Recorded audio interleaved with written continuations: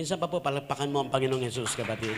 Our Lord and Savior, hallelujah, amen. Ang ganda po ng ating mga pagpupuri. Yan, napakahalaga talaga na patuloy tayong lumago. Asamin natin ngayong umaga na tayo po'y patuloy na lumago. Saan? Sa pagkakilala sa Diyos. Amen? Sa pagtitiwala sa Panginoon, kapatid. Kapag tayo po'y lumalago sa pagkakilala sa Panginoon, kasabay noon ang paglago ng pananampalataya. Minsan hindi lumalago pananampalataya kasi hindi nga kilala. Amen? Mababaw ang pagkakilala. Kaya we need to meditate the Word of God at napakahalaga ng salita ng Panginoon. Sabi doon sa kanta natin, walang pinakamahalaga. It is true. Ang Diyos ang pinakamahalaga. Amen? Sabihin nga natin yon, Panginoong Yesus, ikaw ang pinakamahalaga sa buhay ko. Sabihin mo yan mula sa puso. Minsan pa, sabay-sabay tayo. Panginoong Yesus, ikaw ang pinakamahalaga sa aking buhay. Sasambahin kita magpakailanman. Yun po yung tinuturo ng ating kanta. Amen? Na tayo po, yan ang papawi, ang Diyos ang kailangan mo sa buhay. Yan ang papawi ng lahat nating kauhawan. Amen? Yan ang magpapala sa atin. At the same time, sabi doon sa isang kanta natin, kapatid, we have a reason. Bakit tayo nandito? Ano ba yung purpose ng buhay mo? Minsan hindi pa yung clear eh. No? Kaya salamat sa kanta, na ano ba yung purpose ng ating buhay? Amen? Sino po nakakaalam ng purpose ng kanyang buhay? Ano po bang purpose ng buhay mo at buhay ko? Amen? Bigay ko kayo ng 4. First, worship. Tatandaan yan. We are created, God choose you to worship Him. Yan po ang purpose ng buhay. God gave us a faith para tayo sumamba sa Kanya. Yan ang una. Yan ang purpose ng buhay mo. First, worship. Pangalawa, relationship. Mamuhay tayo sa mundong ito na nagbo-worship sa Panginoon, kumikilala sa Diyos. Pangalawa, magkaroon tayo ng relasyon, matibay, maayos na relasyon sa Panginoon. Tatandaan mo yan. And third, ano yung third? Discipleship. Nais ng Diyos na tayo maging disipulo niya. Nais niya tayo ay maglingkod sa Kanya. Yan ang pangatlo. Pang-apat, outreach. Ano ibig sabihin ng outreach? Maging saksi ng Panginoon. Tatandaan niyo po yung 4 niyan. That is the very purpose of our lives. Kaya tayo nandito. Amen? Today, Sunday, nagtitipon tayo to worship God. Nais ng Diyos na parangalan natin siya. Nais ng Diyos, balik natin ang papurit, pasalamat. Marami tayong maranasan sa mundong ito. We are not exempted even though we are believers. But meron tayong Diyos, yan ang pinakamahalaga sa buhay. At siya ay winu-worship natin. At tayo po ay mamuhay na mayroong maganda, maayos, at matibay na relasyon sa Panginoon. That is the relationship. And God wants us to grow kasi nais niyang gamitin ang buhay mo. Nais ng Diyos maglingkod tayo. Tinawag tayo para maglingkod. At maging saksi. That is outreach. Kaya tandaan natin yan. Every time, ngayong umaga na ito, every time na pinag-uusapan, what is the purpose of our lives? Yung 4 na yan, huwag mong kakalimutan. Worship. To worship God, always, saan ka. At ito, sama-sama ito. Meron tayong individual. Sa Monday to Friday, hindi tayo magkakasama. But we still worship because that is the purpose of our life. Huwag mo hayaan na sa buong linggo, Monday to Friday, Saturday, hindi ka nakapag-worship. Worship God every day. Amen? And pagtibayin natin yung ating relasyon. Yun yung second, relationship. Kailangan meron tayong maayos, matibay na relasyon sa Panginoon. Amen? Paano magkaroon ng maayos na relasyon? We are not perfect. Pwede kang magkamali. Pwede kang ma-pain. Humble yourself before God. Di ba? Kaya pagka may relasyon, nasira, anong kailangan nun? Patawaran. Kaya sa atin, pag medyo nasira yung relationship natin sa Panginoon, tinawag niya tayo, that is our purpose of our life. Anong gagawin mo? Humble yourself before God. Ayusin mo. Kasi pwede tayo magkamali. At ang kasalanan ang sumisira ng relasyon natin sa Panginoon. Amen? So, anong gagawin? Kailangan maibalik natin yan. God is a forgiving God. So, proteksyonan natin yung ating relasyon sa Panginoon. Na dumadaan yan sa testing at talagang sa pamilya, nakita natin, relationship ng mag-asawa, ng pamilya, even our relationship to God, dumadaan yan sa trials and troubles. At pagka yan ay minsan nagkakaroon ng lamat, so anong gagawin? Because of sin, repent. Amen? And discipleship. God wants us to grow. Kaya yung pakikinig, amen, paglago, iba po ang pag-aaral personal. Pero iba po ang tinuturo ng Panginoon every Sunday. Kaya special day sa atin to. Amen? Na tayo po, ang purpose nito ay lumago tayo sa ating pananampalataya sa Panginoon at sa ating relasyon sa ating Panginoon and maging saksi tayong lahat. Tingnan niyo po, isang araw mag-uumapaw ang kaluluwa. Kasi bawat isa, kung alam ang purpose ng buhay, hindi lang ang pastor, hindi lang ang leader, all of us ay nagiging saksi tayo.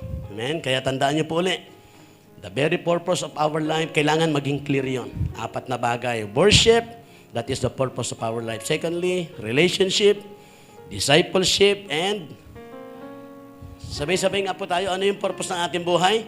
Importante po yan. Kahit saan ka mapunta, tinanong, yan. Gusto ko po ma-impart yan. Kinlaro sa amin ni Pastor Beltran yan, what is the purpose of our life? First, laksan natin, sabay-sabay. Worship. Pangalawa, relationship sa Panginoon, maging matibay. Pangatlo, discipleship. Pang-apat, outreach. So, that is the purpose of your life. Every day, worship God. I-check mo yung relasyon, pagtibayin.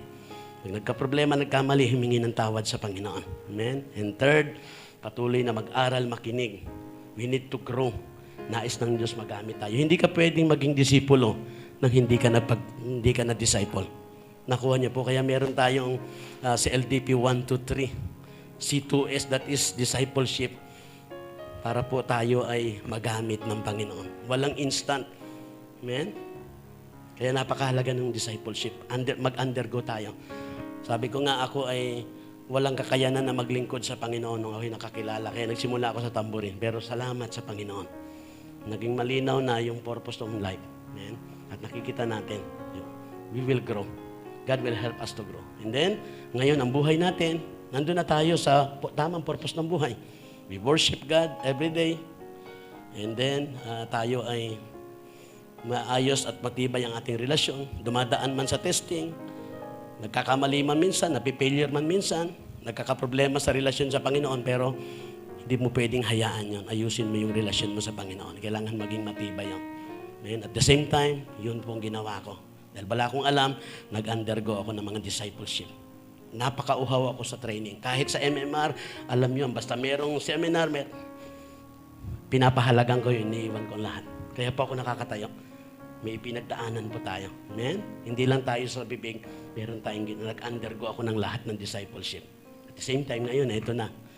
Tayo po araw-araw ay witness sa Panginoon. Sa bahay, sa labas, sa church, we witness. Tayo ay saksi ng Panginoon. Kaya tandaan natin, the very purpose of my life, our life, is worship, relationship, discipleship, and outreach. Saksi. Palapakan natin si Lord, kapatid. Ay lahat ay tumayo. Ito pa yung bagong mensahe ni Lord, kapatid. Noong nakaraan, February, binigyan niya tayo ng pagkakataon na magkaroon tayo, maunawaan natin, malaman natin, matutunan about God's genuine love. At napakahalaga ng genuine love ng Panginoon. Amen? Na tayong lahat ay mahal na mahal ng Diyos. And sabi doon, ano yung natutunan natin? God's love bring Him to where we are. Amen? Kaya laging tandaan mo yun. Ano man sitwasyon mo, mahal ka ng Diyos. God, because of His love, He will bring Him in wherever you are. Amen? At pangalawa, sabi doon, God's love caused Him to enter into your pain. Dadaan tayo sa pain. We are not exempted. Pero si Lord umi-enter. Nakikijoin sa pain natin.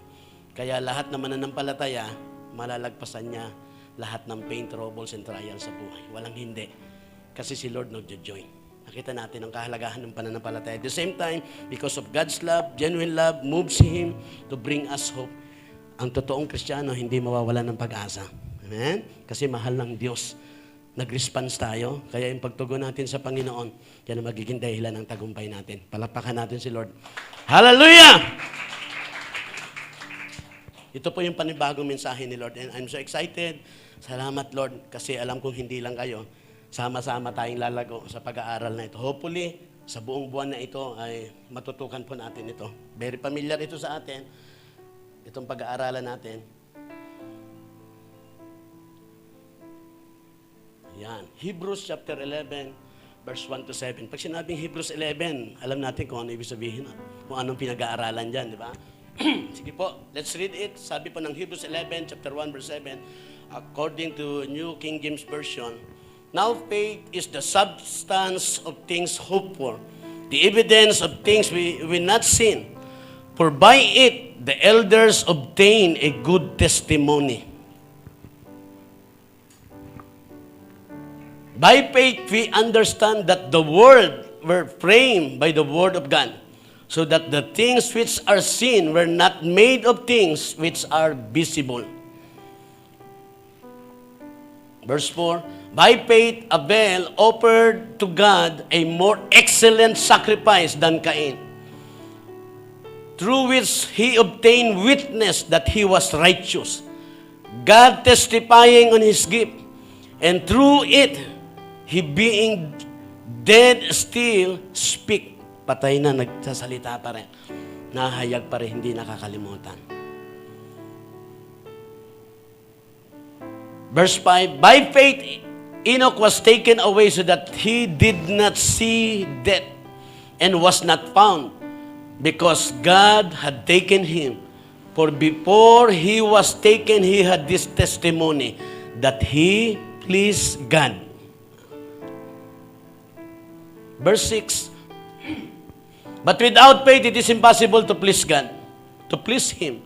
For he who comes to God must believe that He is, and that He is a rewarder of those who diligently seek Him. Last verse. By faith Noah, being divinely warned of things not yet seen, moved with godly fear, prepared an ark for the saving of this household, by which he condemned the world and became heirs of the righteousness, which is according to faith. Gusto ko pong basahin sa Tagalog. Ito po ang sabi ng Tagalog, para mas ma-absorb natin for the benefits of all kapatid. Sabi diyan, ang pananampalataya, verse 1 ng Hebrews 11, 1-7. Ang pananampalataya ay pagtitiwala na mangyayari ang ating inaasahan at katiyakan tungkol sa mga bagay na hindi nakikita. Kinalugdan ng Diyos ang mga tao noong una dahil sa kanilang pananampalataya sa Kanya. Dahil sa pananampalataya, naunawaan natin na ang sanlibutan ay nilalang sa pamagitan ng salita ng Diyos. Jesus Christ is the Word of God. At ang mga bagay na nakikita ay mula sa mga hindi nakikita. Verse 4. Dahil sa pananampalataya sa Diyos, si Abel ay nag-alay ng mas mabuting handog kaysa inihandog ni Cain. Kaya naman si Abel ay kinilalang matuwid nang tanggapin ng Diyos ang kanyang handog. Kahit patay na siya, nagsasalita pa siya sa pamagitan ng kanyang pananampalataya sa Diyos. Verse 5, dahil sa pananampalataya sa Diyos, si Enoch ay hindi nakaranas ng kamatayan. Hindi na siya nakita sapagkat kinuha siya ng Diyos. Sinabi sa kasulatan na si Enoch ay naging kalugod-lugod bago siya kinuha ng Diyos. Kung hindi tayo sumampalataya sa Diyos, hindi natin siya mabibigyan ng kaluguran.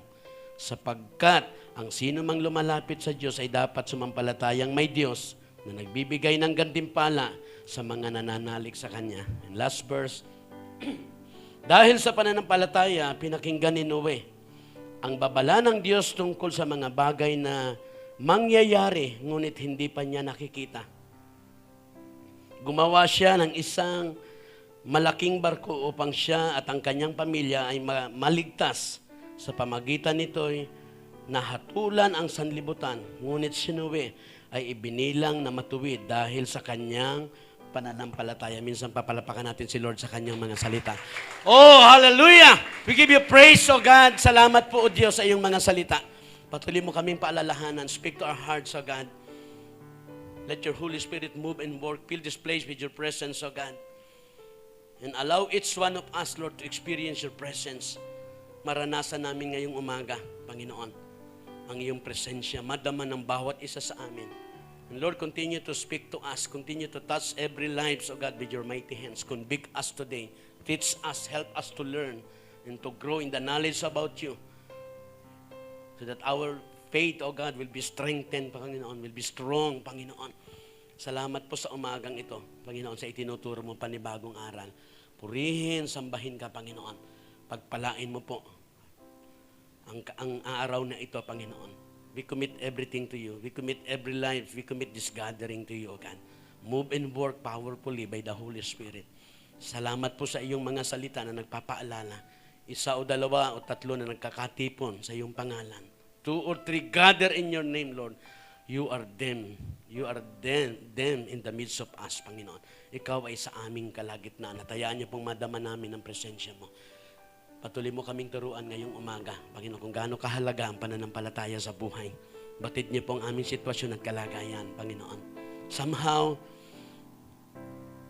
marami pang hindi natututunan, Panginoon, ang pananampalataya kung gaano kahalaga sa buhay. But today, nakita namin, Lord, sa aming mga nabasa, sa bawat buhay, Panginoon, ni Abel, Panginoon, ni Enoch, maging si Noah, Panginoon. Dahil sa pananampalataya mo, pananampalataya nila sa iyo, Panginoon, ito ang nagpala sa kanilang buhay. Ang pananampalatayang tunay ay galing sa iyo. Kaya ngayong umaga, bago kami magsimula, dalangin kong pagkalooban mo ang bawat isa, Panginoon, ng tunay na pananampalataya sa iyo. At maranasan namin ang mga pagpapalang meron sa totoong pananampalataya. We give you praise and let your name be glorified. We give you praise, O God. Salamat po sa pangalan ni Jesus. Speak to our hearts, Lord. Bless us today. In Jesus' name. Everybody say amen. Amen, amen. Magandang umaga po muli sa bawat isa.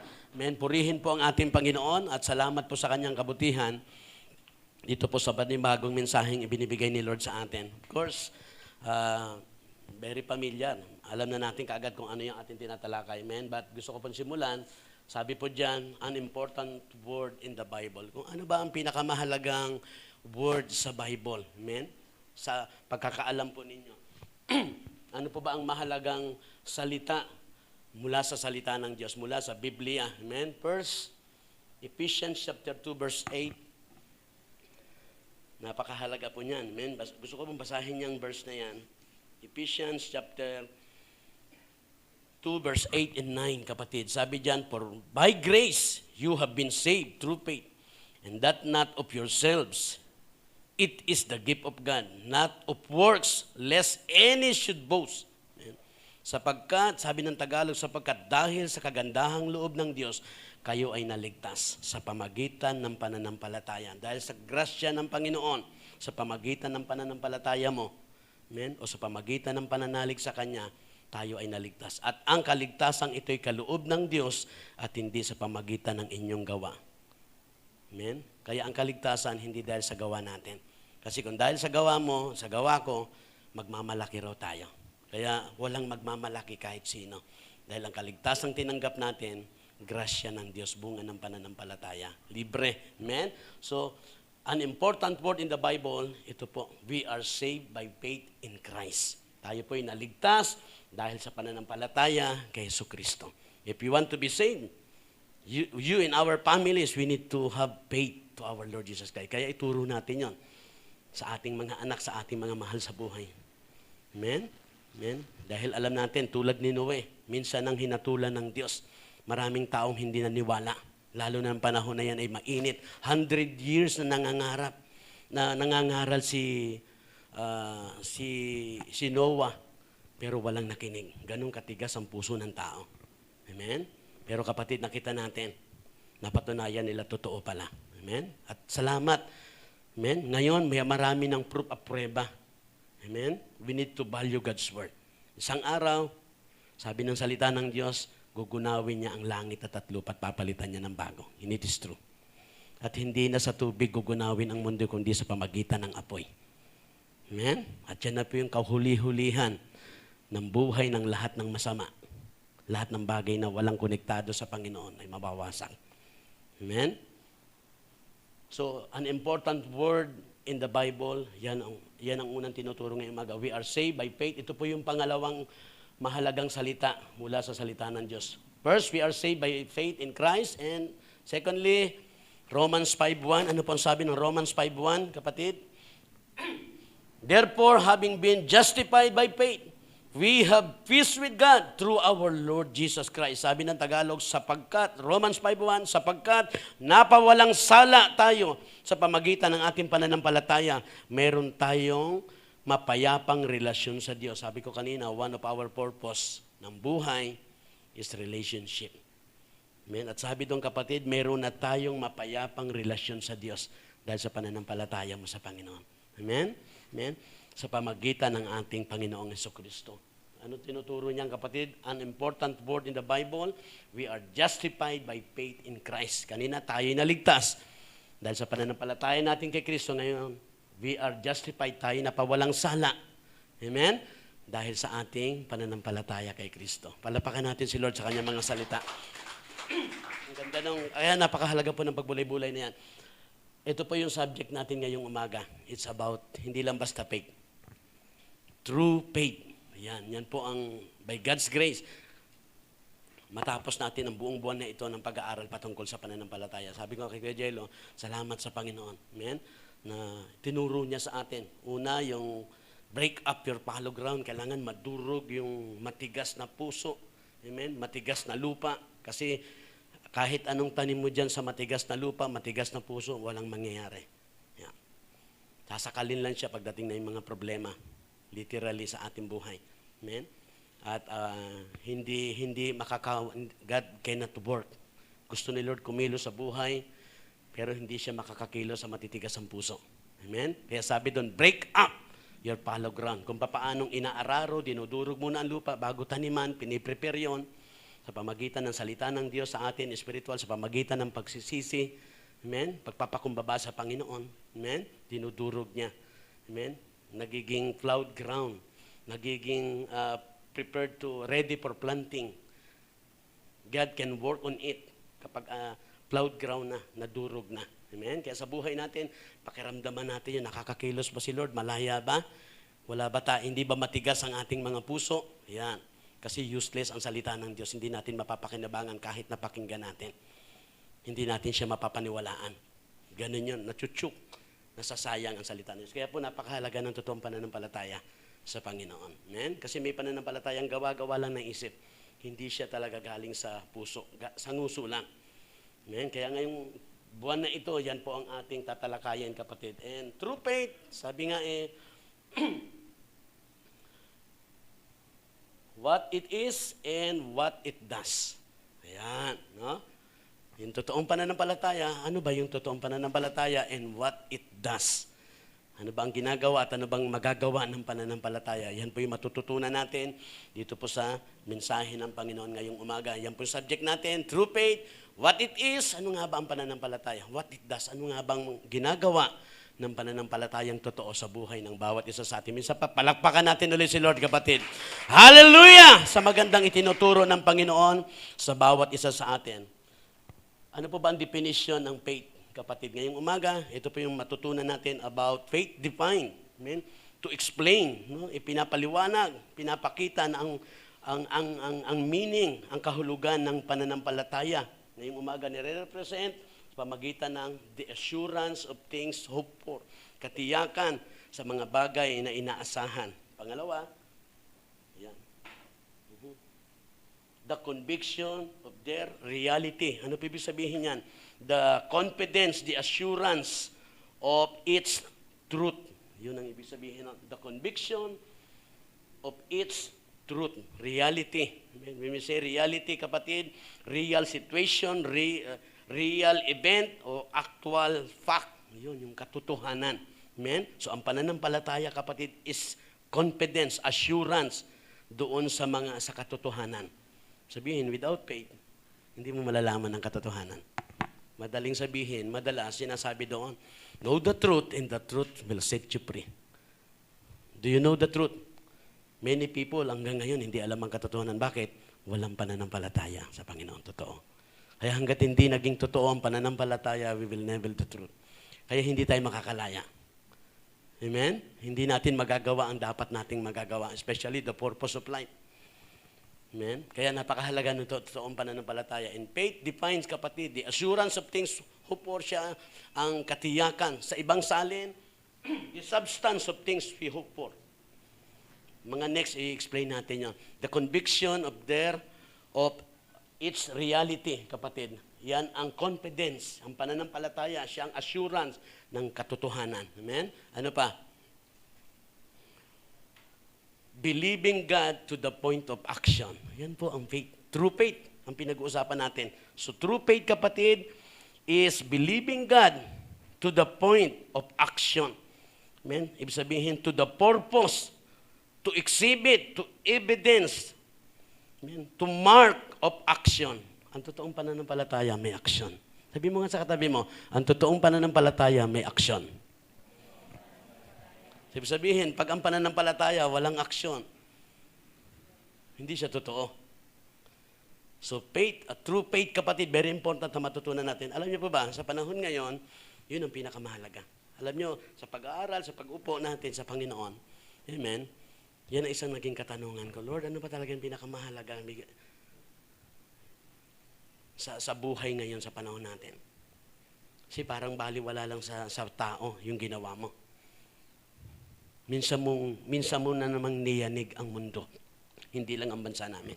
Ang buong mundo, pagyanig po yun. Yung ating crisis ng pandemic. But still, makikita natin. Maraming tao ang hindi pa rin lumalapit sa Panginoon.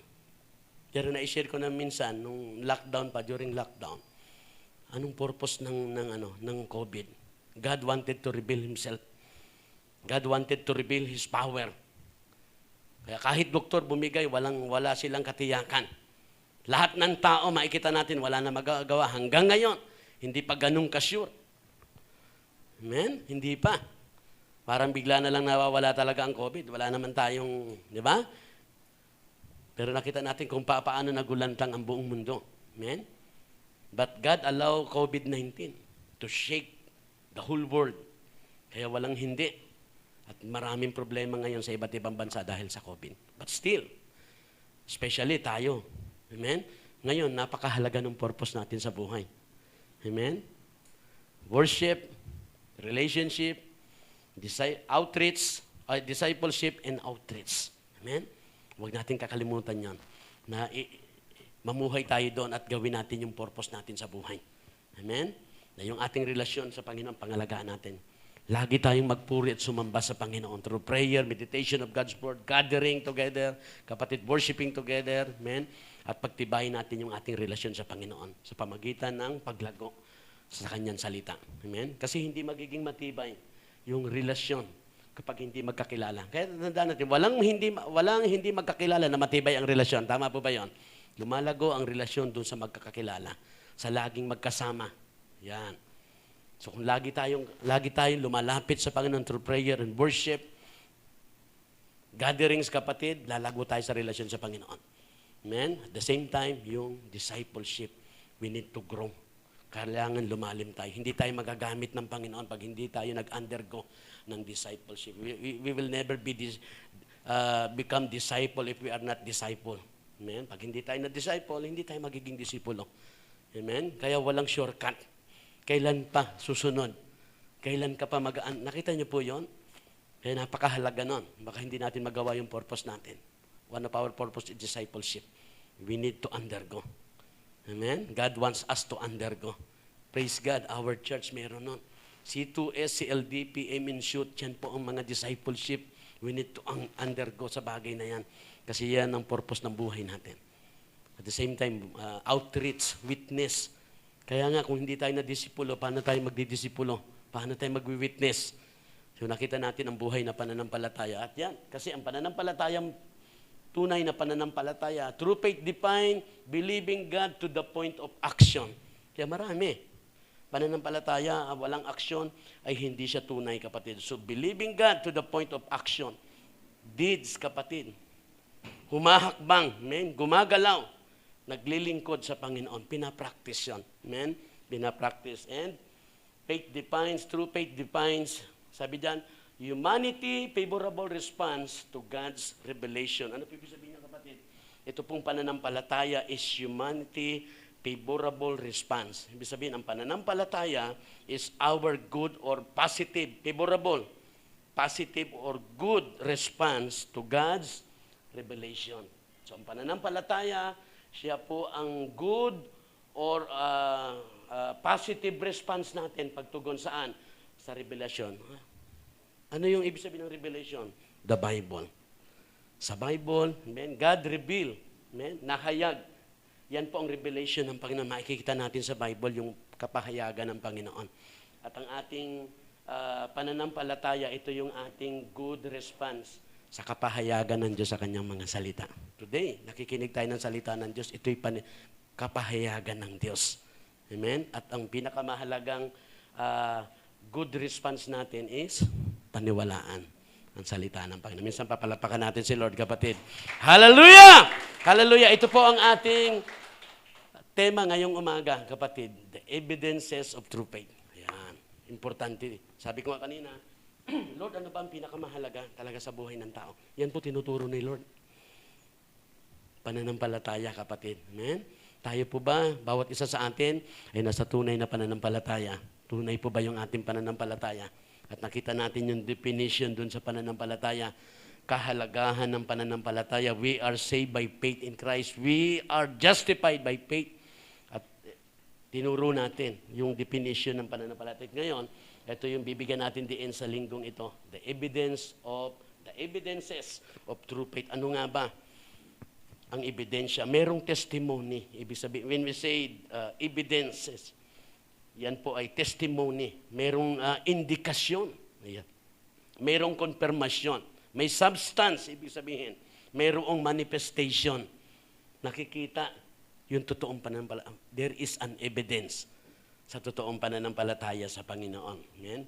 And kumbaga mayroong proof, may patunay. At importante yon.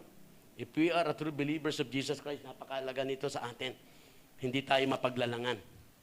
Kasi marami ngayon nagpapanggap na rin na mananampalataya. Pero alam mo, ano bang ebidensya? Ano ba ang proof? Ano ba ang manifestation ng isang mananampalataya sa isang tao? Ano ba ang makikita natin confirmation? Paano natin mako-confirm na talagang totoong mananampalataya ito? Amen? Kasi ngayon, we will be deceived. Maraming pwedeng magdaya sa atin. Kasi nakita natin, maraming nalolokong mga mananampalataya kasi malambot ang puso natin. Pero kung di tayo sensitibo, dapat alam natin. Kaya tayo, very important, as a believers of Jesus Christ, bilang mananampalataya, alam mo kung anong totoong mananampalataya. May ebidensya yan. Amen? What is the evidences of true faith, kapatid? At yan po tatlo.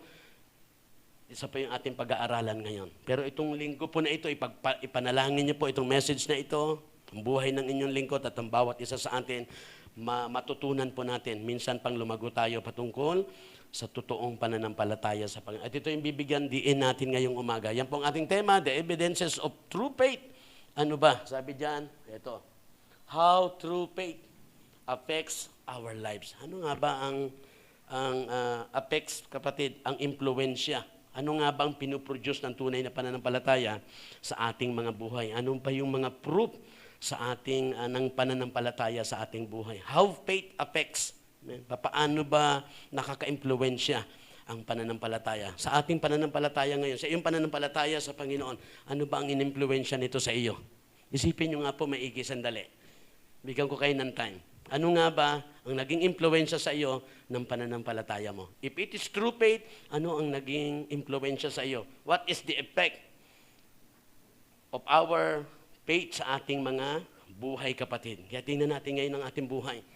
Amen? Kumusta po yung ating pananampalataya? Totoo ba yung ating pananampalataya? And how true faith affects our lives, kapatid? Ano po yung makikita natin somehow the manifestation or demonstration o the proof ng ating pananampalataya? At ito po ay matutunan natin according to our verse 4. Ano po ang sabi ng verse 4, kapatid? Sa buhay, sabi ng verse 4, by faith, Abel offered to God a more excellent sacrifice than Cain, through which he obtained witness that he was righteous, God testifying of his gift, and through it, he being dead still speak. Sabi ng Tagalog, dahil sa pananampalataya sa Diyos, si Abel ay nag-alay ng mas mabuting handog kaysa sa inihandog ni Cain. Kaya naman si Abel ay kinilalang matuwid nang tanggapin ng Diyos ang kanyang handog. Kaya hindi lang ba ang paghandog nga lang, hindi basta-basta naghahandog. Yung bang handog, amen? Ang handog ni Abel, tinanggap ng Diyos. Sabihin yung handog ni Cain, hindi tinanggap ng Diyos. Amen? Sabi po doon, si Abel ay kinilalang matuwid nang tanggapin ng Diyos ang kanyang handog. Kahit patay na siya, nagsasalita pa siya sa pamagitan ng kanyang pananampalataya sa Diyos. Amen? Wala na siya. Nakita natin, nagsasalita pa dahil sa pananampalataya niya sa Panginoon, kapatid. How true faith affects our lives, kapatid. Ano nga bang ebidensya o proof sa buhay natin? Ito po, makikita natin sa buhay, in verse 4, sa buhay ni Abel, kapatid, o ni Abel.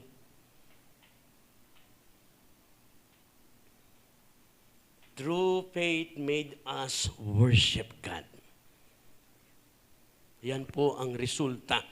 Amen? Yan po ang effect, kapatid. Yan po ang impluwensya sa atin. Kapag ikaw ay mayroong totoong pananampalataya sa Panginoon, true faith made us. Ito po ang nagpo-form sa atin, nag-shape sa atin, ito po ang nagbi-build sa atin. Saan, kapatid? Faith made us, true faith made us worship. Worship God. Amen? When we say worship God, amen, respect God, love God, honor God, glorify God. Yeah, yan po yung ginagawa natin. As we worship God, we glorify God. Amen? Tayo gumagalang, we adore, we appreciate our God, kapatid. Kumikilala tayo, we praise, we exalt, we please God. Tulad na nangyari dito kay Abel, kapatid, o kay Abel. Amen? Nakita natin, true faith made us worship God. Kaya pag totoong pananampalataya, kaya ang pananampalataya, hindi gawa-gawa. Ito po'y ebidensya, ito po ang impluwensya ng tunay na pananampalataya. You will worship God. Kaya ang pagsamba natin, bunga ng tunay na pananampalataya.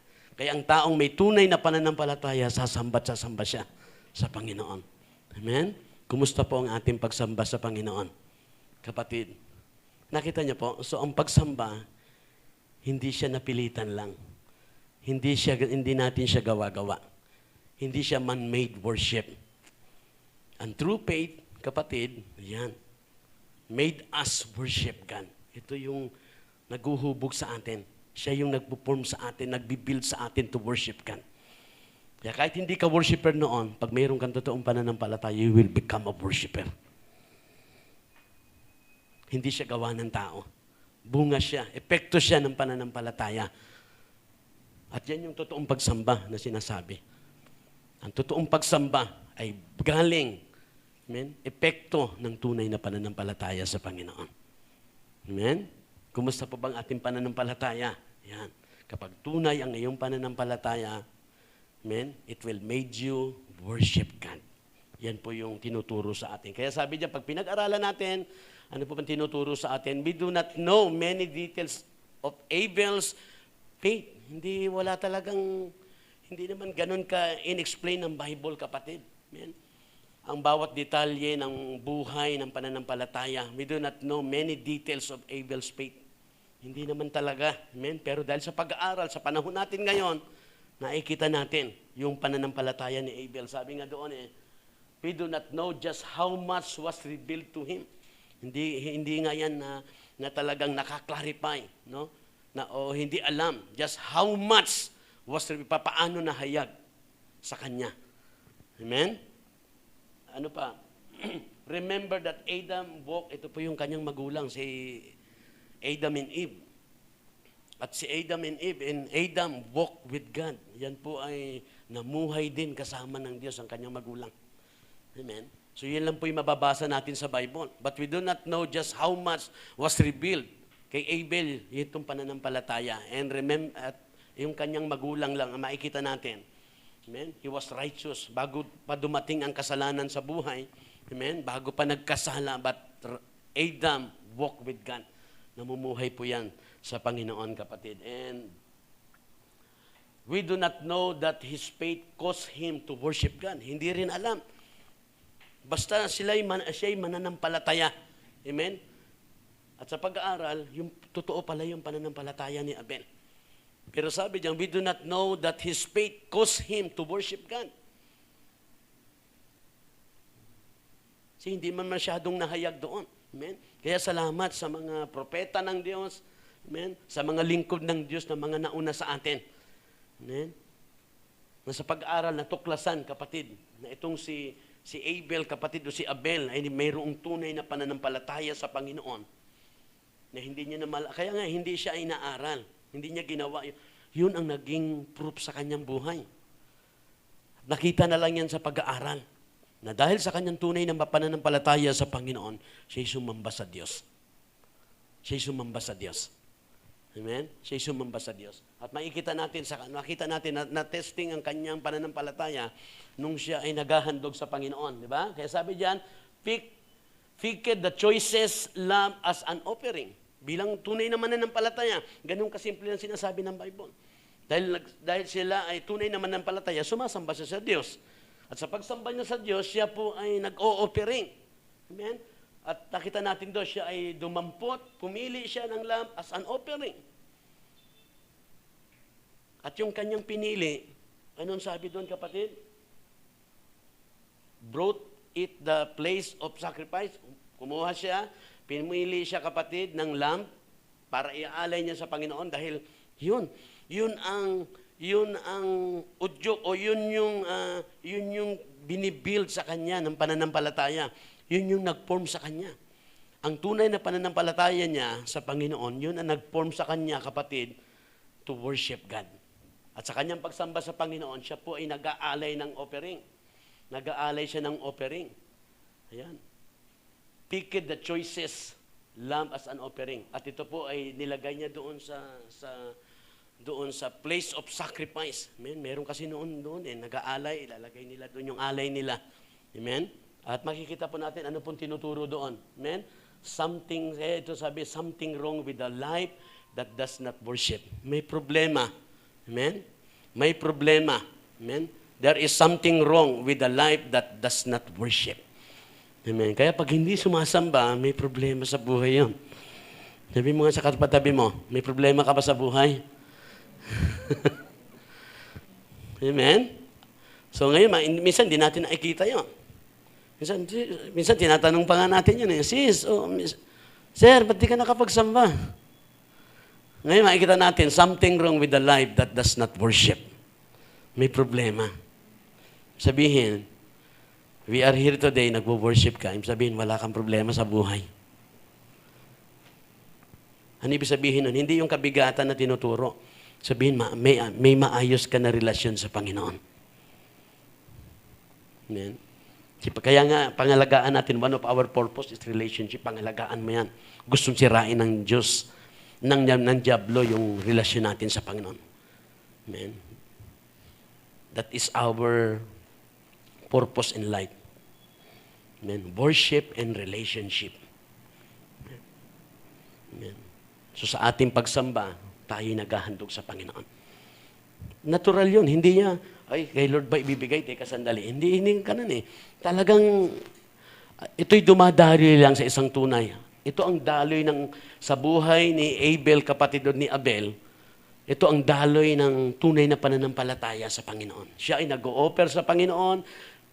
Fiked the choices, kapatid, ng lamb. Dinala doon sa place of sacrifice, kapatid. Amen? At ngayon, tinuturuan tayo na ito ang buhay ng may tunay na nanampalataya. Amen? He fiked the choices, lamb as an offering. Amen? Something wrong with the life that does not worship. Kaya pag hindi ka nagbo-worship, makikita mo yun. May problema ka. May problema ang buhay natin. Amen? May problema tayo doon sa ating buhay. Kaya kung ikaw ay nagwo-worship, yan, sumasamba, nananalangin. Pag sinabing worship, hindi lang siya kantahan. Kung naghahandog sa Panginoon. Amen? Naghahandog siya sa Panginoon. And sabi diyan, can I be saved and stay away from the church? Stay away from church? Yan. Ako ba iligtas and stay away from church, kapatid? Yun ba yung tinuturo? Sabi diyan, something wrong with that faith experience. Kapag tayo ay nanampalataya, of course, sabi ng Bible, you are saved. At kung tayo ay ligtas, kapatid, something wrong with that faith experience kung wala ka sa church. Amen?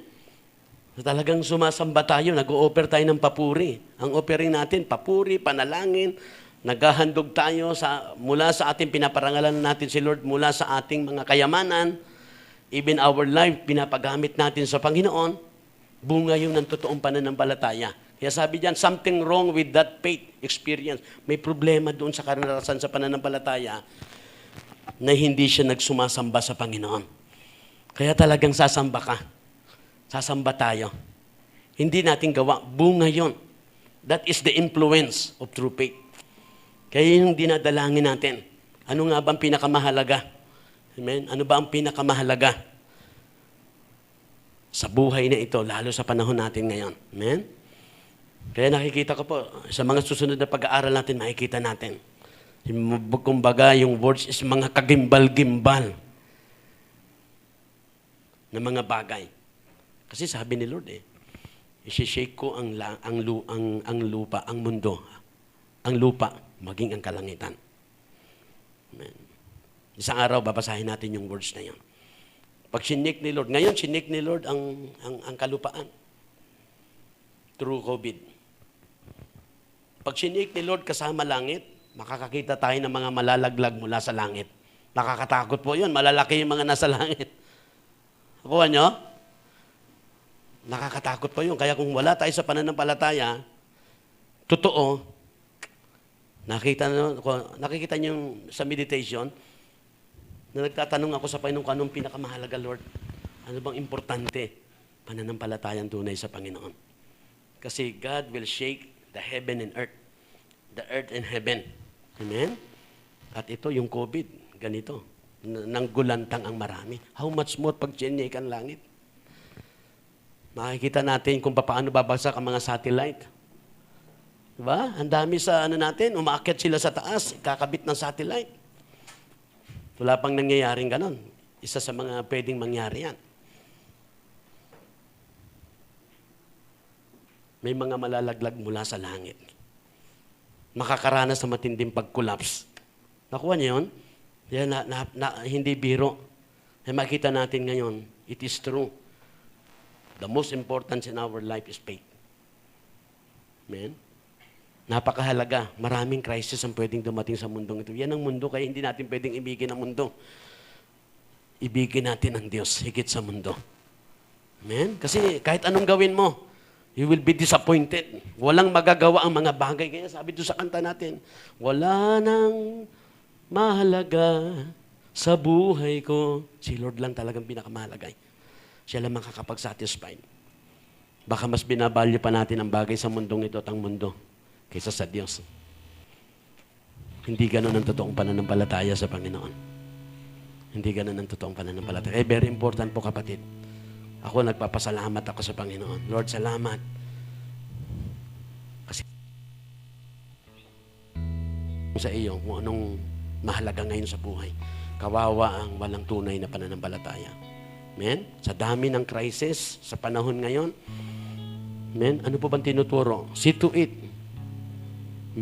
Be sure. Make sure. Sa panahon ng crisis, meron kang tunay na pananampalataya.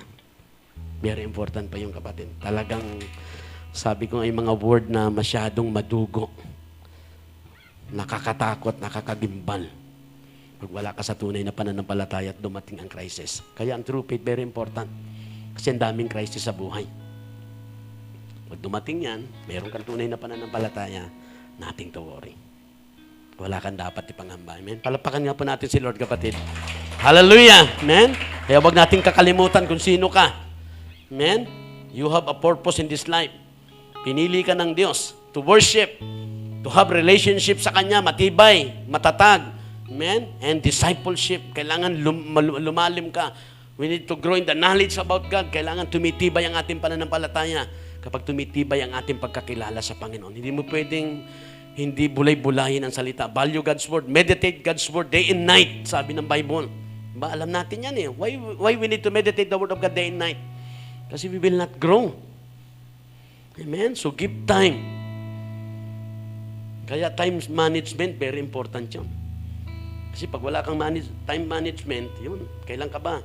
Nagbubulay-bulay. Nang wala kang gagawin, talagang nakapokus ka lang. Meron ka dapat ganon. Kasi meron ka ring time sa lahat. Kailangan ima-manage mo yung time eh. Baka maubos dun sa mga bagay na walang halaga sa Panginoon. At hindi lumalago. Amen? Amen? Nakita niyo po, ang salita ng Diyos ay patuloy na nagiging gabay at patnubay sa bawat isa sa ating kapatid. Kaya sabi dyan, kapatid, true faith looks opportunity to worship. Nakuha niyo po? Ang totoong pananampalataya looks opportunity to worship. Pag may tunay kang pananampalataya, it looks opportunity. Ano ibig sabihin ng kapatid? talagang nag-expect siya, kinukonsider niya yung pagkakataon to worship. Hindi niya binabaliwala ang pag-worship. He feel, nararamdaman niya yun at kailangan niya mag-worship. Yan ang may totoong pananampalataya. Naramdaman mo ba yun sa buhay? Do you expect na, yun? Or do you consider, do you feel, do you make opportunity? Ito yung maganda. Gumagawa ka ng opportunity to worship God. Yan ang may totoong pananampalataya. Talagang sadyain, intended. Hindi dahil lang nabigatan ka, nakaranas ka ng kaya gusto kong mapurihan si Lord. No, intended yan.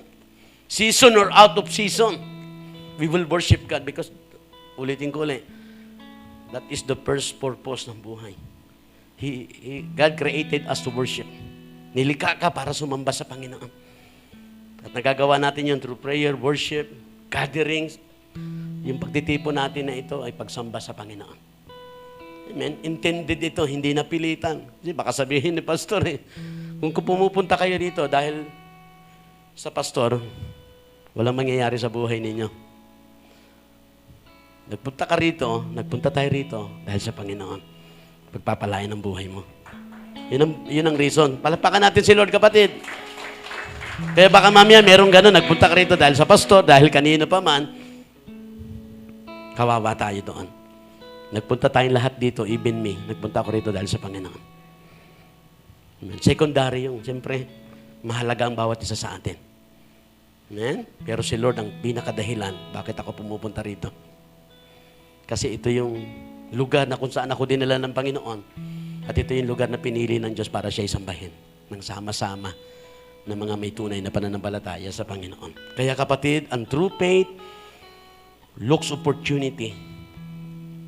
True faith make opportunity to worship. Kaya sa bahay, ganun yun. Kahit sa bahay ka, pag may totoong pananampalataya, magugulat ka na lang, gusto mo magpuri. Because true faith make opportunity. Gumagawa siya ng oportunidad para mag-worship. Kaya hindi inuutos yan, natural yan sa isang totoong pananampalataya. Kaya anong tinuturo sa ating ngayong umaga? See to it, make sure that you have a true faith sa buhay mo. Kasi if you have a true faith made us worship God. Sasamba ka, hindi pwede, walang makakapigil sa iyo.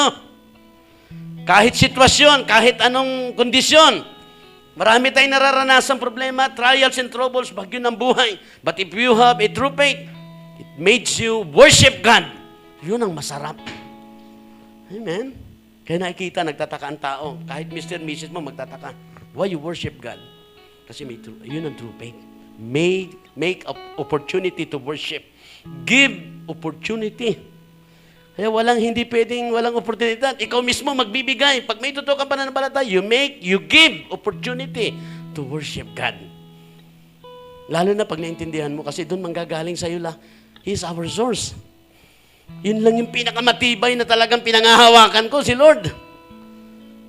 Ang lahat ng bagay sa mundong ito, tatandaan natin, may shakening sa buhay. Sa mundong ito. At ang mas matindi, not only shakening on the earth, but shakening on the heaven. Matindi ang kapatid. Pag wala kang totoong pananampalataya, kaya pag dumarating ang mga crisis na yan, make sure na mayroon kang tunay na pananampalataya sa ating Panginoon, kapatid. True faith, wish opportunity to worship. Kita niyo ba yun? Sino rito may mga wish? Inaasam niyang sumamba sa Panginoon. Eh, hindi siya napilitan. Kaya ang pagsamba sa Panginoon, bunga yan, ang totoong pananampalataya, hindi natin gawa yan. Yan ang impluensya ng totoong pananampalataya. Kaya kung nag-worship ka at napilitan ka, nabibigatan ka, wala kang totoong pananampalataya. Kaya ang totoong pananampalataya, makita natin. Bakit tayo, sabi nga doon kanina, yung true faith na yan will save us. Yung true faith sa ating Panginoong Yesus will save us, will justify us. At ito yung mga unang impluensya niya, ito yung unang ebidensya. Faith made us worship God. Amen? Kaya pag sinabi mo, Lord, I want to worship you, my God. Hindi mo lang, anong gagawin mo? Lord, build me a true faith. Kasi yan talagang impluensya ng totoong pananampalataya Kahit anong season ng buhay mo. Bakit na ipagpapalit ang pagsamba? Pag hindi totoong pananampalataya, maipagpapalit mo ang pagsamba sa maraming bagay. Kaya ang dyablo, maraming alok. Amen? Maraming alok sa mundong ito. Amen? But, sabi ko nga kanina, Lord, ano bang importante? Gusto ko po yung importante na ituro mo. Maituro sa buhay ng tao. Kung ano ba yung mahalaga sa buhay. True faith, kapatid. Yan ang pinakamahalaga sa buhay. Sa buhay mo, sa bawat pamilya ng pamilya natin, magkaroon ng tunay na pananampalataya. Amen? True faith, kapatid, wish or strive. Nakita mo yun?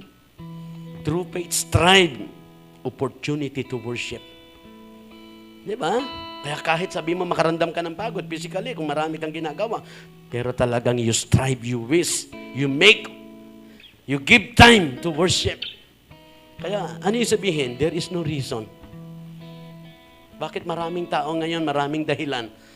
Amen? Alam niyo po ba ang isa sa mga nabasa ko? Mailap ang success sa taong maraming excuses. At ngayon, pag tinignan natin yung excuses, ayun, pag walang tunay na pananampalataya, there are so many excuses. Di ba? Maraming excuses. When we face God, walang excuses. Sa Panginoon, tatandaan niyo ang kailanman. Kaya dapat mabasag natin yan. Walang excuses sa Panginoon. Minsan nag-explain tayo. Kaya tama yun. Doon ka sa barangay mag-explain, magpaliwanag. Amen? Sa Panginoon kasi. Sa barangay, doon ka magpapaliwanag. Pero sa pagdating sa Panginoon, walang palipaliwanag. Kaya ito yung makikita natin. Kaya anong mahalaga sa buhay? Totoong pananampalataya. Amen? Totoong pananampalataya. At kaya nga, tinuturo ko kapatid, be sure that your faith is a true faith. Amen? True faith never give ups. Maraming nag-give ups. Diba? Maraming nag-give up. Kailangan, pag totoong pananampalataya, you never give up. Hindi mo i-give up ang iyong relasyon sa Panginoon. Hindi mo i-give up ang family mo. Hindi mo i-give up, alin? Even your church. Hindi mo i-give up. Tatandaan niyo yan, kapatid. Minsan, hindi natin nakikita yan. Kaya pag pinag-aaralan natin ang tunay na pananampalataya, maintindihan natin na maraming bagay. Why people give up their church? What is the reason? You will never give up your church. Kasi bilang pastor, sa dami ng member, sa dami ng problemang kinakaharap sa loob at labas ng church, sa family, you will give up. But if there, kaya ngayon, pinatutunayan ni Lord, bakit wala sa puso mo ang pag-give up? Kahit matindi na ang bigat at sakit. Amen? Kahit parang wala ka nakikitang pag-asa, why you don't give up? Yun, kapatid. Yun ang kahalagahan ng may totoong pananampalataya sa Panginoon. You will never give up. God wants us to have a true faith so that you will never give up. Di ba? Kasi pag you give up, may reason. Pagdating sa Panginoon, no reason. Amen? We love our family. We love our church. We love God. Kaya hindi ko pwedeng i-give up si Lord. Hindi ko pwedeng i-give up ang aking pamilya. Hindi ko pwedeng i-give up isa pa, ang aking church. Di ba? Siyempre, pag pastor ka, lalo pag matagal na, gusto mo, malagay ka doon sa, hindi eh. Si Lord ang susundin mo eh. Si Lord nagkukunbik. Sasabihin niyang, stay ka dyan. Magtiyaga ka dyan. Matsatsagaan mo yun pag may totoo kang pananampalataya sa Panginoon. Amen? There is patience. May perseverance. May endurance. We can serve continually with joy because of the true faith in spite of ng mga sitwasyon sa buhay. Amen? Ganun kahalaga. Yan yung umaga, yan ang hihingin mo, Lord. Bigyan mo ako ng tunay na pananampalataya. Yun pala yun. Kasi you will never give up. It will gain victory. Yan ang magbibigay sa atin ng katagumpayan sa mundong ito. Yung tunay na pananampalataya sa Panginoon. Alam niyo po, sa ating konklusyon, hindi ko na pinalagay. Sabi ko, meron akong konklusyon. Kasi nagtatanong si Jello, Pastor, ano ba yung konklusyon natin? Gusto ko na lang pong basahin sa bawat isa sa inyo. Ano ba yung konklusyon natin ngayong umaga sa ating pagtatapos? Ito po yung ating konklusyon sa pagtatapos. Ay, mayroon pa pala isa yan. Gusto kong balikan natin yan. Ayan, yan po yung ating, hindi mo nilagyan ng headings. Mas maganda kung may headings. So, ito po yung ating tinalalakay ngayong umaga. True faith made us worship God. Worship God. Ngayon, gusto ko pa maintindihan natin sa ating konklusyon, itong bagay na ito, kapatid. Worship, ibig sabihin, ang worship mahalaga. Sabi mo nga sa katabi mo, mahalaga ang worship. Worship is so very important, kapatid. Kaya isa sa binubungan ng totoong pananampalataya, impluwensya ng totoong pananampalataya is worship. Kaya pag totoo pananampalataya mo, ayun, you will worship God. Amen? At pag ikaw ay nag-worship, ito po tatandaan natin. Gaano kahalaga worship sa inyo? Kanina nag-worship tayo through singing. Kaya ito lahat matuto tayo, maging ang mga worship natin. Panibagong aral ngayong umaga, kapatid. Amen? Worship bring the presence of God. So pag totoo kang mananampalataya, it will make you worship. Now, if you worship, yan kasi impluwensya ng pananampalataya, it will bring the presence of God.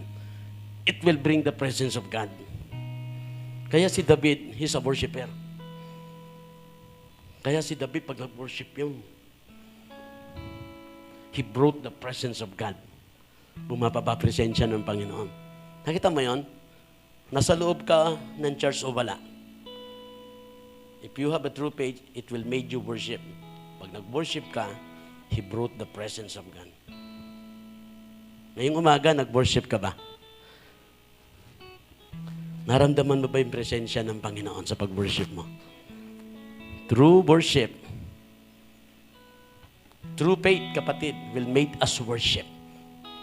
Sabihin, pag true ang faith, true ang worship, ang totoong pananampalataya, he brought the presence. Kung nag-worship ka ngayon, pero wala kang totoong pananampalataya, hindi mo naramdaman ang presensya ng Diyos. Naramdaman mo lang yung presensya ng katabi mo. Pero yung presensya ng Diyos, hindi mararamdaman. Why we need to have each one of us individually to have a true faith. Make sure that you have a true faith. Kasi pag nag-worship ka, yan ang impluwensya ng true faith. At pag nag-worship ka, he brought the presence of God. Yun ang pinakamasarap sa worship.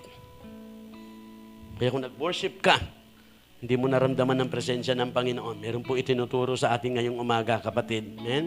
Kaya tandaan natin, worship brings the presence of God. True faith made us worship God. And worship brings the presence of God. True worship brought the presence of God. Amen? Kaya maintindihan ng lahat, ng bawat isa. Amen? True worship brought the presence of God. If you don't worship, amen, bakit meron sa church? Di ba? Marami eh. Sa malalaking church, nakikita natin, lalo sa malalaki, na hindi na nakikita. Hindi sila nag-worship. Nasa loob ng church. Amen? Nakatingin lang sa paligid. Nag-observe lang sa paligid. Hindi nag-worship. Kita mo na. Kung alin na, bakit? Makikilala mo na yun. Kasi walang totoong pananampalataya sa Panginoon. Amen? Tatandaan natin yon. Kaya napakalaga ngayong umaga, ang tinuturo sa atin sa panahon natin ngayon, hindi na biro. Nararanasan na natin ang pagyanig ng mundo. Pero ng langit, somehow hindi pa. Next, mga susunod na mga pag-aaral natin sa pananampalataya, babasahin natin ang salita ng Diyos.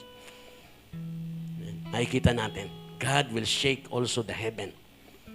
Sabi ko, Lord, nakakatakot pala pag yan ang sinake mo. Even the satellite, maraming magkukulaps. Pag wala tayong totoong pananampalataya. Kaya ngayon ito, mahalaga ba ang tunay na pananampalataya? Yes, because true faith made us worship God. Ito ang impluwensya sa atin. Nagkakaroon din tayo ng tunay na pagsamba sa Panginoon. If you don't worship, because you don't feel the presence. Sa lahat, sa mga hindi nagbo-worship. Bakit ka hindi nagbo-worship? Because you don't feel the presence. Yun ang dahilan. Pag hindi mo naramdaman ang presensya, hindi ka talaga mag-worship. So pag wala ang presensya, kasi wala yung totoong pananampalataya sa Panginoon. Unawain natin ngayong umaga, ito pong ating konklusyon. Worship True worship brought the presence. If you don't worship, because you don't feel the presence, because you are not the presence. Yun. Kaya hindi nag-worship kasi wala ka sa presensya ng Panginoon. Kaya nag-worship ang isang tao. Bakit nag-worship? Kasi nasa presensya siya ng Diyos. Amen? Pag nasa presensya ka ng Diyos, mag-worship ka talaga. Kaya maintindihan po natin ito, maintindihan natin yung ating buhay. If you don't worship because you don't feel the presence of God, because you are not the presence, your heart don't have the presence. Kaya dapat maintindihan yun. Pag wala ang paghahari ng presensya ng Panginoon, you will never worship God. Yun pong tinuturo, kapatid. True faith will make us worship. Brought the presence of God.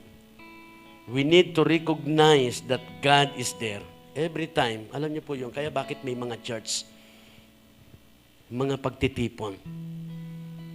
Forget not thy assembly. Huwag mong kaligtaan ang pagdalo sa mga pagtitipon saan ginagawa ang pagsamba sa Panginoon. So every time you go to church, recognize. Dapat tandaan mo na ang presensya ng Diyos ay nandyan. Ano ang ginagawa natin? Amen? Pag pumapasok tayo sa church, so tandaan natin yon. Lagi natin ilagay sa isip. Every time na umakit kayo sa hagdan, sabi ni Pastor Beltran, tandaan namin, pag pumasok kami sa church, the presence of God is there. Acknowledge the presence of God. Kilalanin mo ang presensya ng Panginoon. Amen? Kaya, hindi nag-worship kasi wala presensya. Ngayon, during worship, ito ba, during worship, kung ikaw ay nagte-text during worship, kasi wala ka sa presensya ng Diyos. Hindi mo gagawin yan kung na-feel mo presensya ng Panginoon. Hindi ka magte-text. Tatandaan natin yan. Ngayon, talagang gamit nating lahat yan. Kahit mga nagbabasura, may mga cellphone yan. At ang cellphone, kapatid, kaya tandaan natin yan, makita, maunawaan natin. Ang totoong may pananampalataya sa Panginoon, totoong sumasamba. Amen? Pwede ba yon sa harap ng presidente na pinapunta ka, kinausap ka, at presidente pa lang, siguro, talagang naka-off. Eh bakit sa church? Bakit nagtitext during worship? Kasi hindi mo naramdaman ang presensya ng Diyos. Yun ang totoo nun.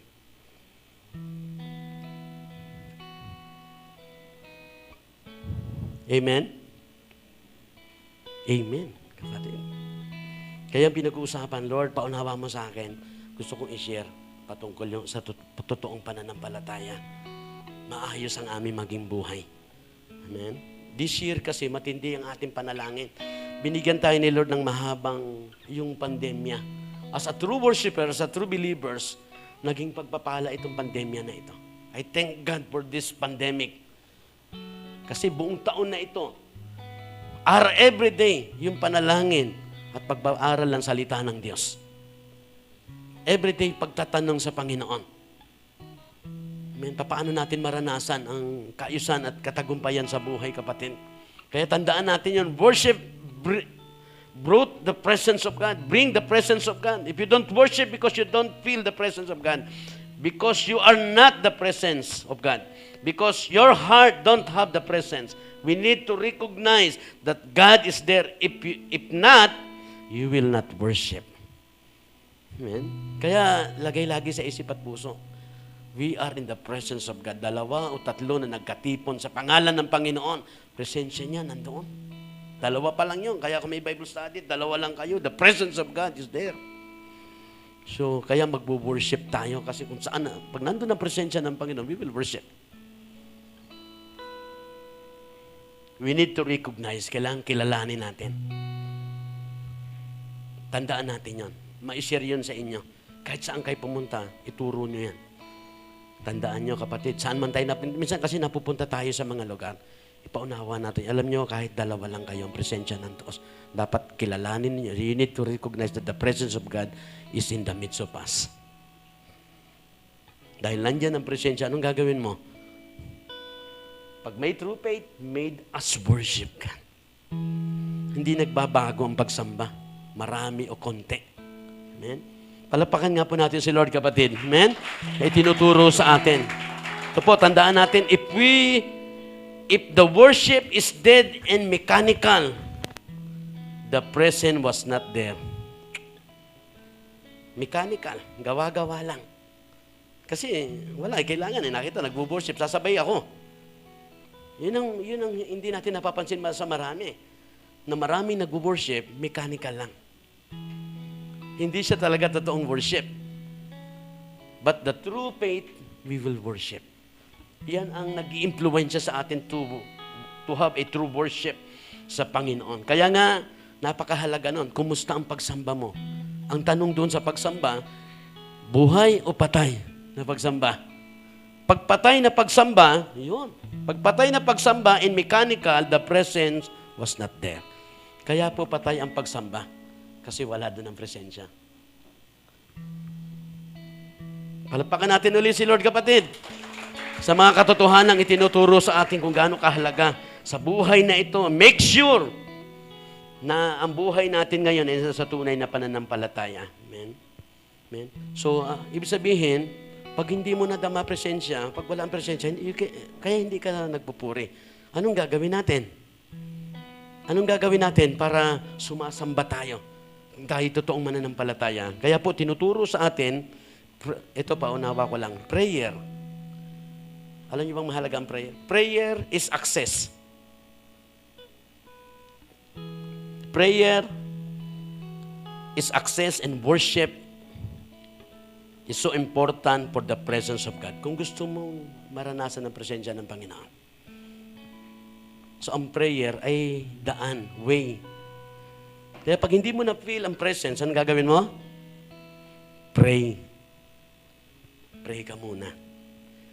Kasi baka there is something wrong. Kasi sin will separate us from the presence of God.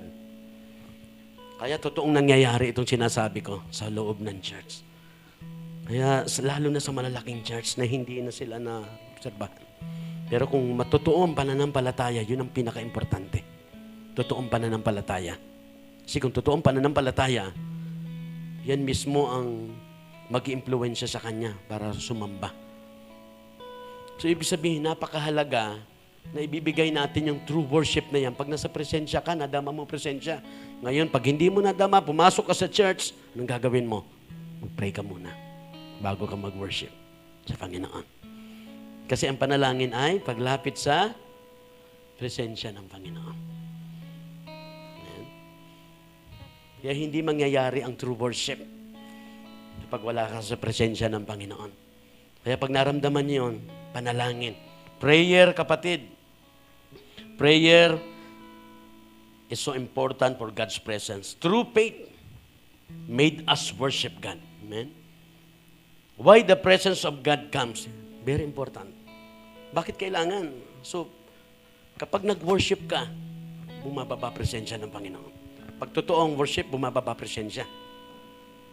Why the presence comes? Yun. Bakit nga ba bumababa ang presensya? Bakit kailangan bumaba ng presensya, kapatid? Amen? Why the presence of God comes? To do the Word of God. Kaya may message. Kung ano message, bababa ang presensya para gawin yung salita ng Diyos. Yung message. Ano message si Lord? Sabihin ngayong umaga, gusto niya magbigay ng totoong pananampalataya sa bawat isa sa atin.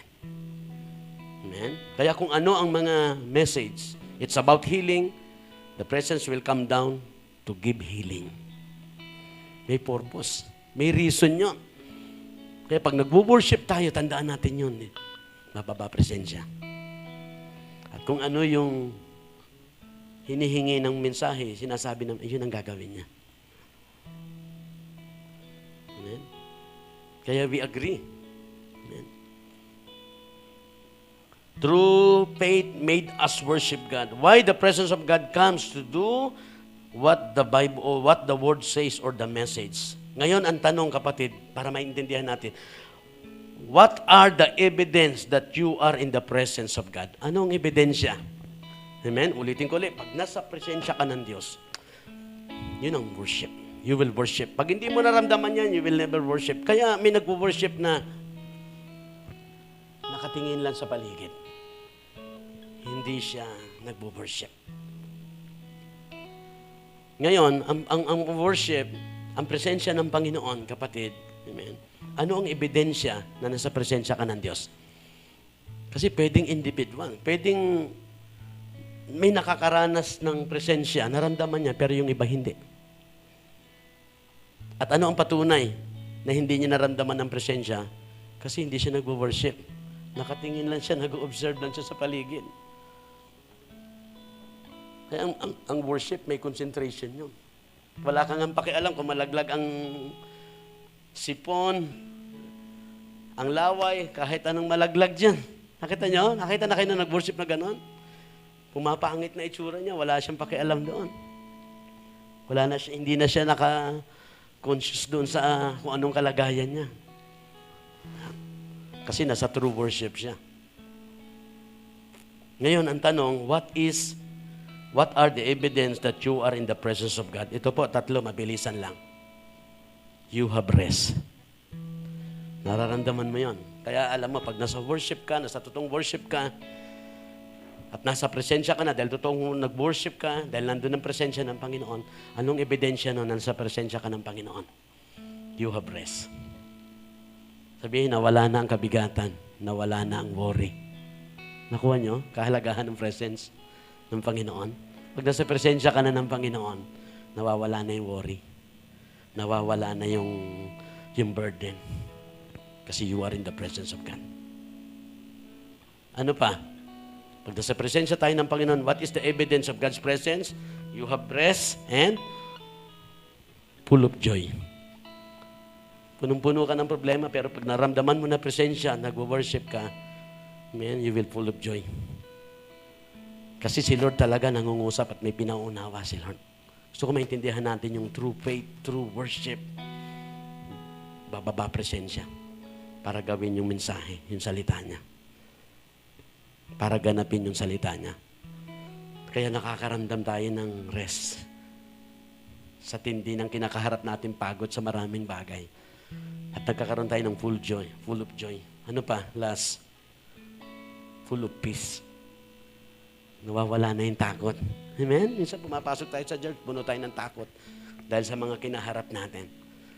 But if you have a true faith, you are true worshiper, you are in the presence of God, you have rest, you have full of joy, you have full of peace. So yun yung nangyayari sa atin. Palapakan natin si Lord, kapatid. Amen? Kaya napakahalagang lumapit sa presensya. Ulitin ko po, minsan hindi mo naramdaman. Anong gagawin mo? Prayer is access into the presence of God. Siya ang daan. Sabihin, every time napapasok ka, mag-worship ka, kailangan naramdaman mo presensya. Kaya nga, hindi kailangan magsaway. Amen? Kaya kung alam mo lang, pagpapasok ka na, naintindihan yung sinabi ko, bago pa lang pumasok dyan, nakita niya, naka-off na lahat ng cellphone at wala siyang gagawing ano. Kasi this day is holy for the Lord. This day. You need to acknowledge, when we say acknowledge, we need to respect the presence of God. Hindi pwedeng nagse-cellphone ka. Nakuha niyo po yon? I tell you the truth of God's word. Amen? Yan ang buhay natin bilang pastor. At yan sinasabi ko sa Panginoon, Lord, patuloy mo akong gamitin to tell the truth to the people. Ano ba yung mahalaga ngayon? This month, pinag-aralan namin noong nakaraan ang genuine love mo, napakahalaga. Salamat. Talagang it brings us hope. Hindi ko kakalimutang mahal mo ako. Saan ako nandun, pupuntahan mo ako. At kung ano ang pain at trouble ko, makikijoin ka, tutulungan mo ako. At bibigyan mo ako ng pag-asa. Palapakan natin si Lord, kapatid. Amen?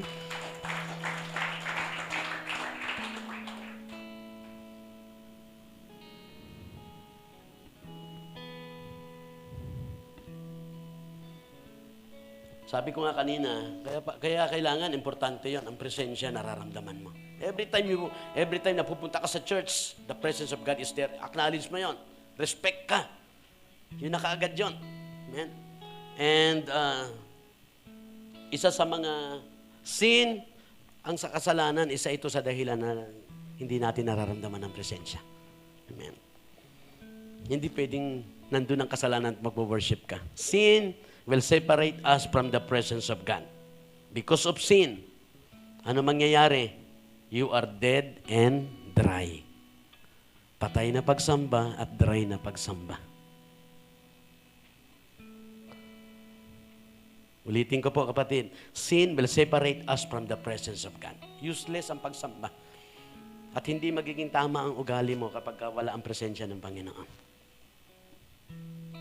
Kaya titingin ka lang sa paligid, nakatayo ka lang, pwede pang matindi pa. Habang nagbo-worship, nagte-text ka. Nagsisend ka ng message, no? Walang pinakamahalaga kundi si Lord. Wala nang hihigit pa sa mga true worshiper.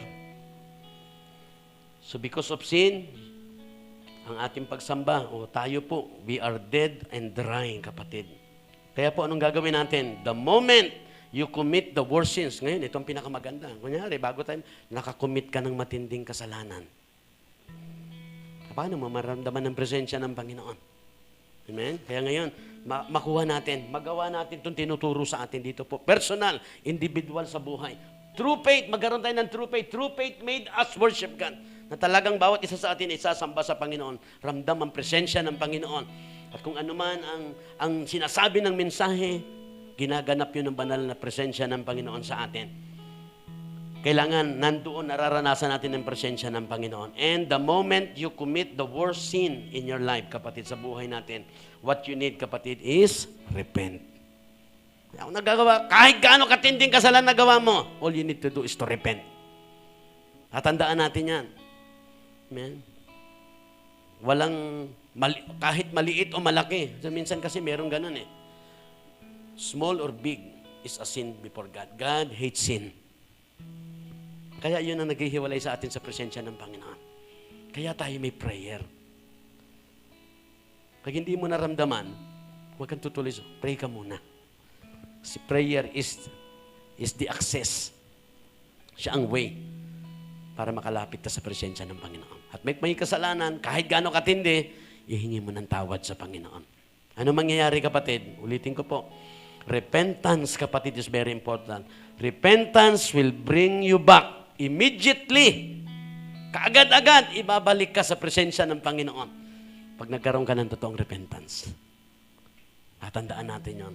Bakit binigay ni Lord yan? Kasi maraming ganun. Hindi alam eh. Dahil sa kasalanan, yun. Dahil kailangan magsimba, pero hindi niya nararamdaman ng presensya. How God can work sa buhay. Paano magaganap yung pinapakinggang salita kung wala ang presensya? Paano makapag-worship? Kaya iba ang gagawin natin. We will disrespect God kahit nasa loob ng church. Nagsiselfone, nagtitext kung saan-saan nakatingin. Walang konsentrasyon. Disrespect ang tawag doon. Amen. Kaya nagkaroon ng disrespect kasi hindi niya naramdaman ng presensya. And somehow, dahil sa kasalanan. Kaya, if we commit a worse sin, repent. Magpakumbaba ka. Kaya gusto ko makita natin na si Lord talagang mapagpatawad. His forgiveness is available. Kahit gaano katindi kasalanan mo. Ang mahalaga, matutunan natin to na mahal tayo ng Diyos. Amen? He will forgive us. Immediately, kapatid, repentance will bring you back immediately in the presence of God. Kaya po, yan yun. So, true faith made us worship God. Tayo pong lahat ay tumayo, mga kapatid. Amen? Kaya huwag kayong mawawala dahil napakahalaga nitong pag-aaral na ito. Amen? Matutunan natin. Salamat, Lord. Bago umusad ang buwan, tinuro mo sa amin yung genuine love. Ngayon, tinuturo mo sa amin ang kahalagahan ng tunay na pananampalataya. Marahil, hindi naging tunay ang pananampalataya namin kahapon o mga nakaraan. Pero salamat, binigay mo yung mensahe, bumababa presensya mo para gawin niya. If we respond, amen, let's have a right response. We cannot mock God. Amen? Importante po ang true worship. Pag wino-worship mo siya, kailangan totoo. Amen? Pag, lalo na sa lahat ng ginagamit, pag tumayo ka dito, situin. Maayos ang relasyon sa Panginoon. Nandun yung naramdaman mo presensya ng Panginoon. Amen? Kaya makikita mo, magbo-worship. If there is something wrong, wala doon ang presensya ng Panginoon. Tatandaan natin doon. Praise God. God's character is, He is a just. Matuwid si Lord, hindi niya palalagpasin yun. But He is a merciful God also. Pag nag-repent ka, kagad-agad, immediately, patatawarin ka, immediately, ibabalikan niya sa presensya. Kailangan pag nagbo-worship ka, ramdam mo presensya ng Panginoon. Amen. Kaya ang respeto, mahalaga yan. Amen. Amen. Acknowledge God's presence. Every time you go to church, the presence of God is there. Pinili niya ito. Kakatagpuin niya tayo sa lugar na ito. Amen. At mahal tayo ng Diyos. Amen. Bago tayo manalangin, sige, kantahin natin itong kanta na ito, kapatid. Napakahalaga nitong. Kaya if we have a true worship, ito, kakantahin mo to. This is my desire. Yes, Lord. You desire to honor God. To We go to this church to honor God. you. Yes. Lord, You will worship God with all your hearts. my heart, I worship you. Yes, Lord, I worship. Minsan pa. If you have a true worship, kapatid, All that is within me, within me, magbibigay karangalan at kapurihan sa iyo. I give Yes. you Oh, hallelujah, hallelujah. praise. Oh, sukaralakaya lamahande. Oh, Handa hikalalakaya lamahande siyanda. adore Yes, Lord. All that I adore is in you. Amen. Is in you.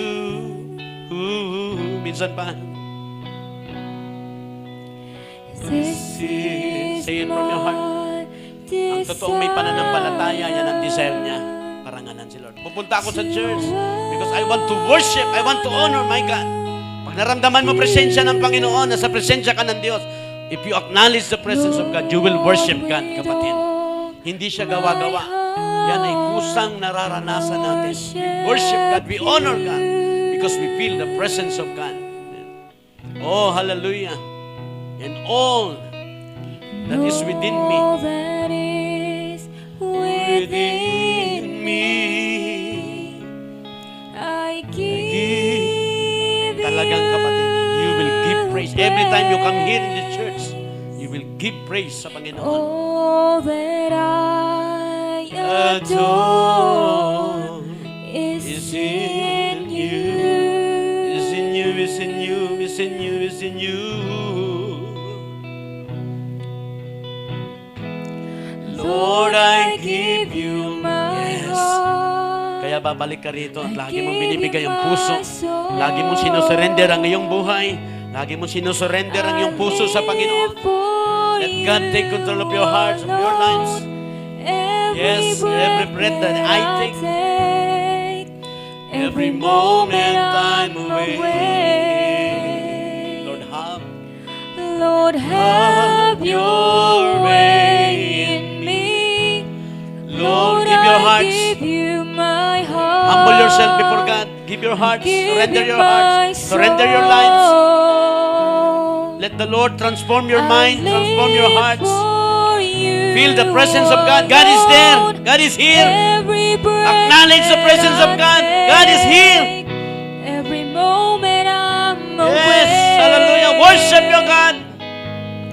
Lord, have your For the last time. way in me. Lord, I give you my heart. I give you my soul. I live for you alone. Every breath that I take, every moment I'm away. Lord, have your way, Lord. Have your way. Make a way, O God. Make a way today. Have your way, Lord. Make a way, O God, today. We humble ourselves today, O God. Nagpapakumbaba kami ngayong umaga, Panginoon. Father God in heaven, narito po kami. Salamat po sa iyong salita, Panginoon. Salamat, Panginoon, tinuturuan mo kami kung paano kami magre-response. Ang totoong pananampalataya, nagre-response doon sa mga kapahayagan mo, Panginoon, ngayong umaga. Lord, I pray once again, we humble ourselves. We ask for your mercy and grace. Siyasatin mo kami, Panginoon. Destroy everything that not pleasing before you in our hearts and our mind. Transform every mind today, every hearts, every lives. Tulungan mo kami, Panginoon. Pagkalooban mo ng tunay na pananampalataya, Panginoon, ang bawat isa. Pagkalooban mo, likaan mo ng tunay na pananampalataya ang bawat puso. Palaguin at patatagin mo ang aming pananampalataya na yan. Palaguin mo kami sa pagtitiwala sa iyo, Panginoon. Salamat, Panginoon, sapagkat ang ibubungan ng tunay na pananampalataya ay sasamba sa iyo, Panginoon, ng totoong pagsamba na kung saan bumababa ang iyong presensya, Panginoon. Salamat sa pagtuturo. Ang dahilan kung bakit kahit nasa loob kami ng church ay hindi kami sumasamba sa iyo. Kung saan kami nakatingin, kung ano-ano ang aming kinakalikot. At nakakalungkot pa, Panginoon, na during worship, bakit kami nagtitext, Panginoon? Salamat sa pagpapaunawa kasi hindi namin naramdaman ang presensya mo. Dahil pag naramdaman namin ang presensya mo, magkakaroon kami ng takot sa iyo, respeto sa iyo. Kawalang respeto, Panginoon. Ang mag-text, ang palingon-lingon during worship, Panginoon. Ito'y palatandaan na hindi namin nararamdaman ang presensya mo. Wala ang presensya mo. Kahit nararamdaman na ng iba, pwede palang hindi namin maramdaman, Panginoon. Kaya napakahalaga ng tunay na pananampalataya sapagkat tunay na sasamba sa iyo. At binababa mo presensya mo. Salamat sa pagpapaunawa na ang kasalanan, Panginoon, maliit man o malaki, at siyang pwedeng maging dahilan nang we are separate from your presence. We cannot feel your presence, God. Kaya walang totoong pagsambang mangyayari. Kaya uuwi kami na walang nangyari. Kasi hindi ka gumawa. You are not able to move and work if there is no true worship. Kaya salamat, Panginoon. Ingatan mo ang lahat na natutunan namin ngayong umaga, Panginoon. Pinakamahalaga sa buhay namin, magkaroon kami ng tunay na pananampalataya sa iyo, Panginoon. Because ang tunay na pananampalataya, Panginoon, ang tunay na pananampalataya, it will influence us to worship you. Ang totoong pananampalataya, mararamdaman namin ang presensya kasi bumababa ito. At anumang mensahe mo ngayon ay maganap sa buhay ng bawat isa. Pagpalain niyo pong bawat isa, Panginoon. Salamat po sa pagpapaunawa ng katotohanan. Sabi mo nga, Panginoon, sa iyong salita, alamin namin ang katotohanan at ang katotohanan ang magpapalaya sa iyo. Patuloy mong gamitin ang aking buhay. Ginugumit kong aking buhay sa pagbabahagi ng katotohanan sa lugar na ito, Panginoon. Yung tulungan mong bawat isa, Panginoon, to have a good response sa mga revelasyon mo, Panginoon. Especially this month, patungkol sa tunay na pananampalataya. Kaya Lord, salamat po. Wala kaming dapat ipangamba. Napakahalaga ng presensya mo. Kasi doon kami nagkakaroon ng tunay na kapahingahan. Inaalis mo ang kapaguran, Panginoon. Dala ng mundong ito. Alisin mo, Panginoon. Inaalis mo, Lord. Binibigyan mo ng tunay na kagalakan. Bigyan mo ng tunay na kagalakan. Binibigyan mo ng tunay na kapayapaan. Kaya yan ang aking dalangin. Uuwi ang lahat na may nangyari. Karoon ng kapahingahan sa lahat ng kabigatan. Hawiin mo lahat ng worry. Paghariin mo ang lubos na kagalakan at kapayapaan sa puso, Panginoon. Bibigyan mo ng solusyon ang lahat ng mga kinakaharap sa buhay. Salamat, Panginoon. Muli, nakalapit kami sa iyong presensya. Nakapagpuri kami. Purihin ka, luwalhatiin ka sa oras na ito. Sa pangalan ni Jesus. Everybody say amen.